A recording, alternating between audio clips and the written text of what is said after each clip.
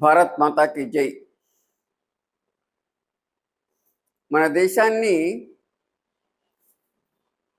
విదేశాల నుంచి వస్తున్న సామగ్రి ముంచెత్తుతోంది. ప్రపంచీకరణ, ప్రపంచ వాణిజ్య సంస్థ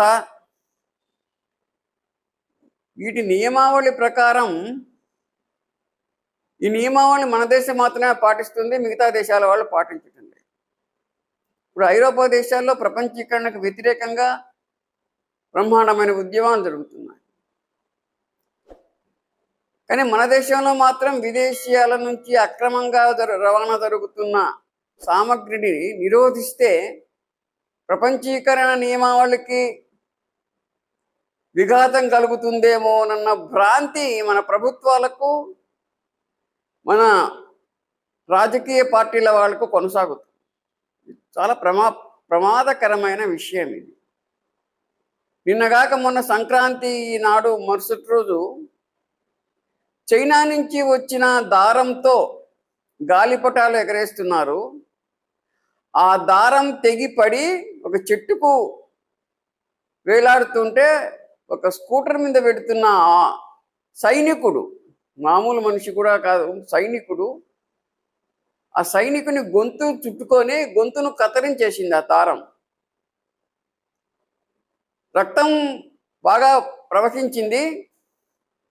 ఆయన ఆసుపత్రికి తీసుకెళ్లారు. ఆసుపత్రిలో పోయేసరికి ఆయన మరణించారు.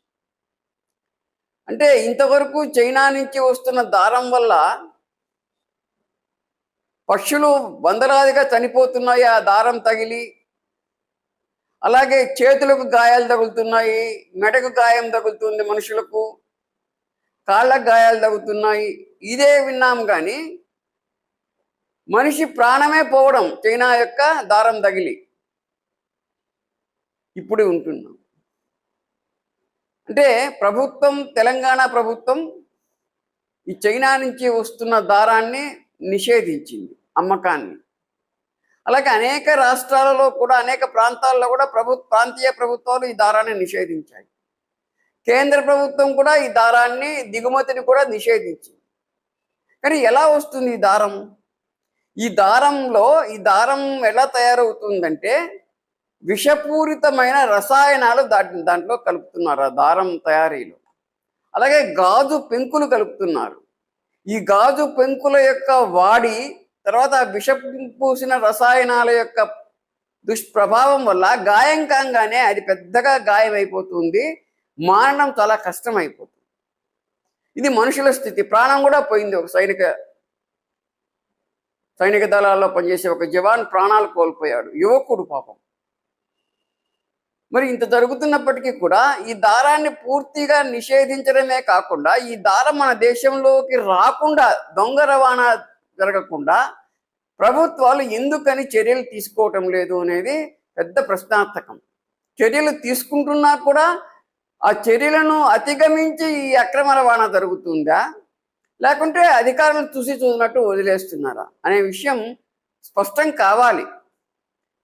అంతేకాదు, చైనా దారం, ఈ మాంజా అంటారు, ఈ మాంజా వల్ల ఎందుకు దీన్ని ఎక్కువ మంది కొంటున్నారు అంటే ఇది బాగా ఎగిరిస్తుందంట గాలిపటాన్ని. పతంగులు ఎగిరేసే వాళ్ళందరూ కూడా ఈ దారం అయితే బాగా ఎగురుతుంది అనే ఉద్దేశంతో దీన్ని కొంటున్నారు. కానీ ప్రాణాలను తీస్తున్నాము అనే విషయం వాళ్ళకి తెలియదు పాపం. ఆ పిల్లలకు తెలియదు, పిల్లల తల్లిదండ్రులకు తెలియదు, అవగాహన లేదు. భారతదేశంలో తయారైన దారంతోనే మనం గాలిపటాలు ఎగరేస్తున్నాము అనే భ్రాంతికి కూడా వాళ్ళు గురై ఉన్నారు. కాబట్టి ఏది చైనా నుంచి వచ్చిన దారం, ఏది మన దేశంలో తయారైన దారం అనే విచక్షణ కూడా మనకు లేకుండా పోయింది. దానివల్ల జరుగుతున్న ప్రమాదాలన్నీ ఇన్ని కాదు, దేశవ్యాప్తంగా కేవలం తెలంగాణలో మాత్రమే కాదు, ఆంధ్రలో మాత్రమే కాదు, రాయలసీమలో మాత్రమే కాదు, దేశవ్యాప్తంగా కూడా అనేక మంది శ్రమజీవులు ఉపాధి కోల్పోతున్నారు. హైదరాబాద్ భాగ్యనగరం, ధూల్పేట ప్రాంతంలో తరతరాలుగా గాలిపటాలు తయారు చేసేవాళ్ళు, దారం తయారు చేసేవాళ్ళు దాదాపు 100-150 కుటుంబాల వాళ్ళు ఈ 5-6 ఏళ్లలో ఉపాధి కోల్పోయారు. ఎందుకంటే చైనా నుంచి పతంగులు వస్తున్నాయి, గాలిపటాలు వస్తున్నాయి, చైనా నుంచి దారం వస్తుంది. అవి బాగున్నాయి, చౌకగా దొరుకుతున్నాయి అని చెప్పి వాటిని కొనేస్తున్నారు. వీళ్ళకి ఉపాధి కోల్పోయింది. ఇప్పుడు 5-6 ఏళ్ళుగా జరుగుతున్న అనర్థం ఇది. ధూల్పేట ప్రాంతంలో గాలిపటాలు పతంగులు తయారు చేసే కుటీర పరిశ్రమల వాళ్ళు, గృహ పరిశ్రమల వాళ్ళు ఉపాధిని కోల్పోయి వేరు రకాలుగా ఉపాధిని వాళ్ళు వెతుక్కోవాల్సి వచ్చిన అనివార్యం ఏర్పడుతుంది. మరి ఇంత జరిగినా ప్రభుత్వాలు ఎందుకని పట్టించుకోవటం లేదు? ప్రాణాలు తీయడమే కాదు, ప్రకృతిని కూడా గాయపరుస్తుంది ఈ చైనా నుంచి వచ్చిన గాలిపటం కానీ మాంజా కానీ. అంటే ఈ కాలుష్యాలన్నీ కూడా వాతావరణాన్ని కూడా కలుషితం చేస్తున్నాయి. కాబట్టి ఈ విషయంలో ప్రభుత్వాలు కేవలం ఒక ప్రాంతంలో నిషేధించడం కాకుండా దేశం మొత్తం మీద కేంద్ర ప్రభుత్వం నిషేధించి చైనా నుంచి ఈ దారం దొంగ రవాణా చేస్తున్న వాళ్ళను పట్టుకోవడానికి, వాళ్ళను శిక్షించడానికి వ్యవస్థలను పటిష్టం చేయాల్సి ఉంది. ఉదాహరణకి ఇప్పుడు నాతుల కనుమ దగ్గర ఈ బుట్టల్లో వస్తాయి చైనా నుంచి ఆ వస్తువులన్నీ కూడా. అంటే సరిహద్దు వ్యాపారం, చిన్న వ్యాపారాల యొక్క లాభం కోసం దాన్ని తెరిస్తే చైనా నుంచి వస్తున్నాయి కానీ మన దేశం నుంచి వస్తువు అక్కడ పట్టుకోవటం లేదు. చైనా నుంచి వస్తున్న వస్తువులు ఈ సరిహద్దు ఆ నాతుల కనుమ దాకా నెత్తి బుట్టల్లోనూ గాడిదల మీద గుర్రాల మీద వేసుకొస్తున్న ఆ వస్తువులన్నీ కూడా సరిగా పరిశీలించి దేశంలోకి పంపడం లేదు. అక్కడ ఆ వ్యవస్థ కూడా భగ్నమై ఉంది. కాబట్టి ఆ వ్యవస్థను కూడా ఈ భూమార్గం గుండా వస్తున్న చిన్న వ్యాపారాల పేరుతో భారత వ్యతిరేకులు దేశంలోకి కూడా ప్రవేశిస్తుంది. దీన్ని కూడా ప్రజలు అవగాహనతో నిరోధించాలి. చైనీస్ ఫుడ్ అంటే మేము తినము, ప్రజల్లో అవగాహన రావాలి. చైనా గాలిపటాలు మేము కొనము, చైనా దారం మేము కొనము. ఈ విధమైన అవగాహన రావాలి అంటే ఆ చైనా వస్తువులు ఏమిటో కూడా తెలియాలి ప్రజలకు. కూడా తెలుసుకునే ప్రయత్నం కూడా జరగాలి.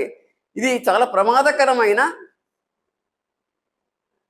చైనా వాణిజ్యాన్ని నిరోధించడానికి ప్రభుత్వాలు మాత్రమే కాకుండా ప్రజలు కూడా పూనుకొని చైనా వస్తువులను బహిష్కరించాలి. భారత్ మాతాకి జై.